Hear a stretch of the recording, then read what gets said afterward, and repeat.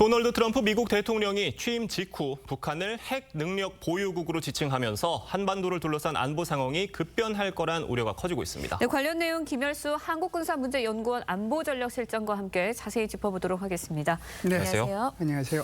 박사님, 그러니까 트럼프 네. 대통령의 발언을 보면 결국 북한을 핵 보유국으로 사실상 인정하는 게 아니냐 이런 분석들 나오고 있어요. 어떻게 보십니까? 아마 이제 그 얘기 듣고서 지금 말씀하신 것처럼 그렇게 생각을 하실 텐데 뭐 저는 그렇다고 생각하지 않습니다. 예. 왜 그러냐면 이제 헤그세스 국방부 장관 지명자도 예. 이제 상원 인준 청문회에서 북한을 표현을 할 때 뉴클리어 파워라고 표현을 했고 트럼프 대통령도 엊그제 북한을 뉴클리어 파워라고 얘기를 했거든요. 이 표현을 썼다고 해서 북한을 핵 보유국으로 인정을 하지는 않는다고 저는 봐요. 왜 그러냐면 트럼프 대통령은 이미 김정은하고 3번에 걸쳐서 회담을 했어요. 그래서 네. 북한의 핵에 대해서 제가 볼 때는 역대 어느 대통령보다도 정확하게 알고 있다. 그래서 그 표현을 그냥 뉴클리어 파워 정도로 표현을 한 거지 이렇게 표현했다고 해서 북한을 인정한 것은 아니다 이렇게 봅니다. 박사님께서는 일단 트럼프 대통령의 그런 말들이 어떤 수사, 또 표현에 지나지 않는다 이렇게 분석을 해주셨는데 뭐 여러 가지 지금 우려들이 있는 것도 사실인 것 같아요. 만약에 트럼프 대통령이 북한을 사실상 핵을 가진 뭐 인도나 이스라엘 같은 국가의 반열에 같은 반열로 인식을 하게 된다면 앞으로 또 어떤 관련 제재도 어려워지는 게 아니냐 이런 우려도 같이 나오고 있는 것 같아요. 물론 이제 핵무기 보유국으로 인정을 해주면 이제 그런 제재가 이제 힘들어지겠죠. 그런데 지금 인정한 건 아니거든요. 예. 왜 그러냐면 그냥 한번 생각해 보시죠. 북한하고 미국 사이에서 서로가 회담도 하지 않고 아무런 서로 주고받는 것도 없는 상태에서 북한을 사실상 뉴클리어 파워나 뉴클리어 웨이펀 스테이트로 인정을 하겠어요. 제가 볼 때는 아마 지난한 과정을 거쳐서 북미 간에 그 회담이 있고 그 회담을 통해 가지고 일정 부분 성과가 나오면 그때 되면 뭐 그런 가능성도 있다 이렇게 보죠. 네, 그런데 이제 북한의 핵 보유를 인정하면서 미국 본토에 대한 위협을 좀 줄이려는 그런 스몰 딜 전략 아니냐 이런 해석도 있거든요. 이거에 대해서는 어떻게 보세요? 그렇죠. 그래서 이제 이거는 보면 김정은 같은 경우는 지금까지 이제 트럼프가 대통령 후보 시절에서 얘기했을 때도 김정은하고 잘 지내고 있다 이렇게 얘기했을 때 김정은은 이렇게 얘기를 해서 공은 공이고 사는 사다. 그러다가 이제 11월 달에 뭐라고 표현을 하느냐 하면 이거 내 회담 갈 때까지 가봤다. 그런데 미국이라고 하는 나라는 뭐 대북 적대 정책은 변한 게 없더라.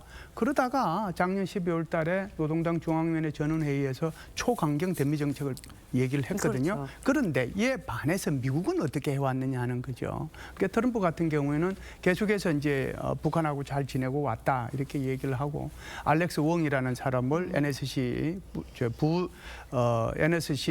부보좌관에 임명을 했단 말이죠. 이 사람이 이제 어떻게 보면 트럼프 일기 때 이 미국 회담에 있어가지고 행정 또 실무 역할을 다한 사람이거든요. 그리고 이제 그레넬이라고 하는 전 독일 대사를 지금 특사로까지 임명을 해놨잖아요. 게다가 지금 국방부 장관 지명자와 그리고 이제 트럼프 대통령 스스로가 북한을 이제 이렇게 뉴클리어 웨이펀이라고 이렇게 표현까지 했기 때문에 제가 볼 때는 지금 말씀하신 것처럼 비핵화 회담보다는 핵군 쪽 회담으로 갈 가능성이 굉장히 농후하다. 그래서 이렇게 표현한 이유는 북한을 회담으로 끌어내기 위한 하나의 수단으로 이런 표현을 사용했다 이렇게 봅니다. 네, 박사님 지금 미 국무부에서 그러니까 워싱턴 정가에서 북한 비핵화를 중시하는 지한파 인사들의 입지가 좁아지고 있다 이런 외신 보도도 나왔다고 하는데 이 부분은 어떻게 보세요? 네, 지금 이제 아무래도 국무부 장관이 새로 들어가니까 국무부 고위 인사들한테 이제 아무래도 사표를 좀 내라 이렇게 얘기를 하는 거고 그 중에 이제 동아태 차관보 같은 사람은 이제 북한 핵 문제에 대해서 굉장히 정통한 사람인데 이 사람이 이제 어쩔 수 없이 이제 그만두고 나가는 거니까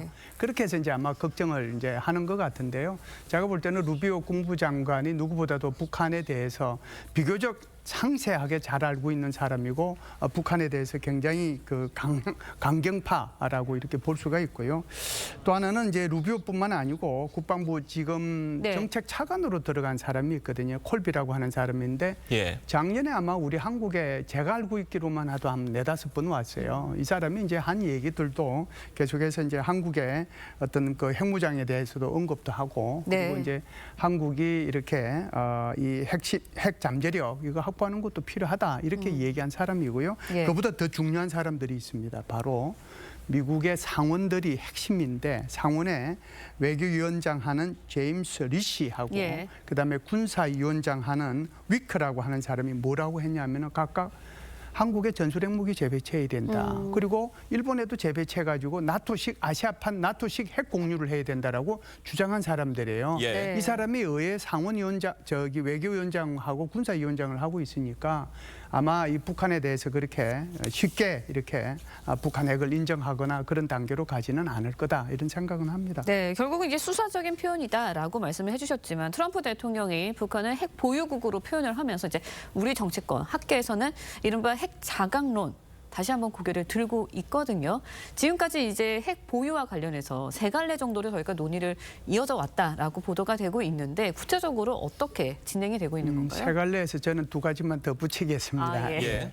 5가지 정도가 될 텐데요. 예. 제가 이제 이 분야에 대해서 논문도 쓰고 그랬기 때문에 첫 번째가 이제 확장 억제 지금 현재 한미 간에 하고 있는 거잖아요. 그것을 더 신뢰성 있게 확대해야 된다라고 하는 게 있고요. 두 번째가 이제 일본처럼 우리도 핵 잠재력을 확보해가지고 유사시 핵무기를 만들자라고 하는 그런 주장이 있고요.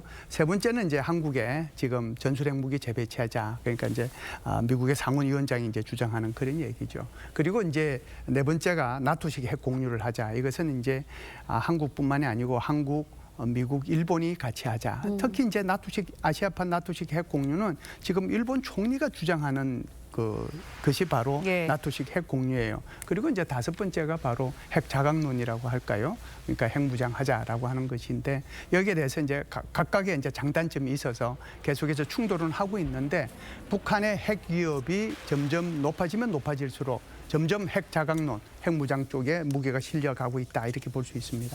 네, 박사님 지금 이게 어디까지나 가정입니다만 한국이 핵무장이 가능하다고 한다면 구체적으로 어떤 방식으로 가능할 수 있다고 보세요? 제일 중요한 건 미국의 무기네요. 예. 미국의 무기는 없이는 어떤 것도 할 수가 없습니다. 예. 그리고 예를 들어서 전술핵 재배치나 한미일 간에 핵 공유를 하더라도 예. 역시 이제 미국의 결정이 중요한 거잖아요.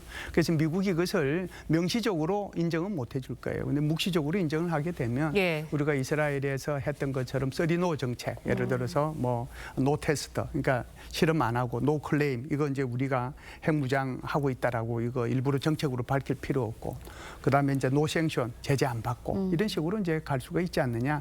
제일 중요한 것은 우리의 의지도 중요하지만 미국이 얼마만큼 묵인해 주느냐가 핵심일 것 같습니다. 네, 트럼프 행정부 2기 출범에 따른 북핵 문제 전망에 대해서 김열수 박사와 이야기 나눴습니다. 오늘 말씀은 여기까지 듣겠습니다. 감사합니다. 고맙습니다. 감사합니다.